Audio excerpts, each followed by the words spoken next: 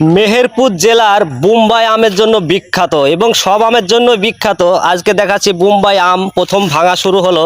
তো এই যে ভাইদের জিজ্ঞেস করব যে ভাই এই যে আম কি পেকেছে নাকি গাছ নেমেছে?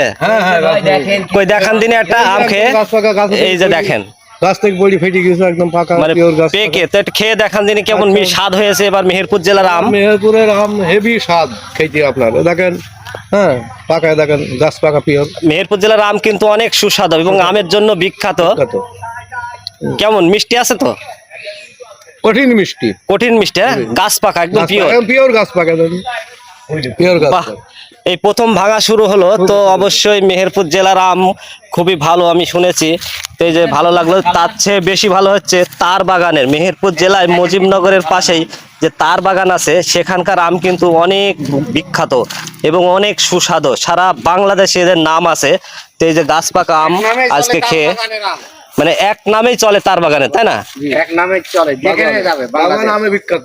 বাগান আমে বিখ্যাত, হ্যাঁ? আর তার চেয়ে বেশি বিখ্যাত হচ্ছে তার বাগানের আম, তাই না? বাগানের আম। এই যে সেই তার বাগানের আম আজকে দেখাই দিলাম আপনাদের। ভিডিওটা ভালো লাগলে লাইক কমেন্ট শেয়ার করে দেখাই দেবেন।